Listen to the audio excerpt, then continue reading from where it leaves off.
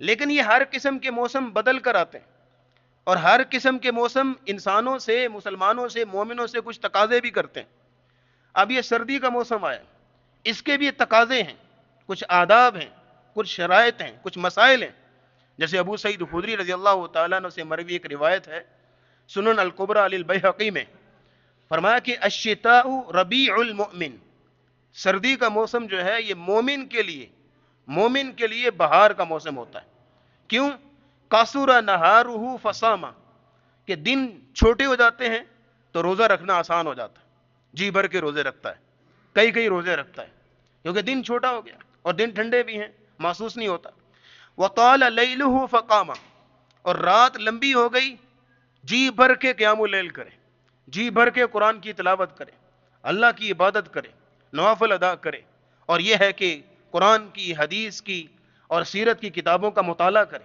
وقت مل گیا، میسر آ گیا، یہ مومن کے لیے ایک بہار کا موسم کہلاتا ہے۔ اور امیر المومنین عمر ابن خطاب رضی اللہ تعالیٰ عنہ کہا کرتے تھے کہ الشتاء غنیمت العابدین، سردی کا موسم جو ہے عبادت گزاروں کے لیے مال غنیمت ہے۔ مال غنیمت کیوں کہا گیا؟ اس لیے کہ مال غنیمت جنگ میں ملتا ہے، کہ جنگ میں تکلیف تو ہوتی ہے، انہوں کی پریشانی تو ہوتی ہے کہ دشمن سے مقابلہ ہے، لیکن جب فتح ملتی ہے تو پھر کئی مال غنیمت بھی ہاتھ آتا ہے۔ اس لیے سردی کے موسم میں عبادت کرنے میں مشقت تو ہے، تکلیف تو ہے، لیکن یہ ہے کہ اس اعتبار سے پھر اللہ نے اجر و ثواب بھی رکھا ہے، درجات بھی رکھے ہیں، اور اللہ رب العزت اپنے بندوں کو کئی انعام و کرام سے نوازتے ہیں اس موسم میں عبادت کرنے کی وجہ سے۔ جب موسم سرما آتا نا تو عبید بن عمیر بہت برگزیدہ علماء سلف میں سے گزرے ہیں، وہ کہا کرتے تھے یا اہل القرآن، اے قرآن والو، طال لیلکم لقراءتکم، سردی کا موسم آ گیا ہے، راتیں لمبی ہو گئی ہیں تمہاری قرات کے لیے، جی بھر کے قرآن پڑھو۔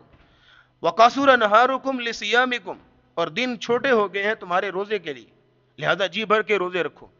تو یہ علماء سلف کا، سلف صالحین کا، اللہ کے نیک بندوں کا ایک وطیرہ ہوتا تھا، ایک ان کی یہ شان ہوتی تھی، شیوا ہوتا تھا کہ اس موسم میں وہ اس انداز سے ایک دوسرے کو نصیحت کیا کرتے تھے۔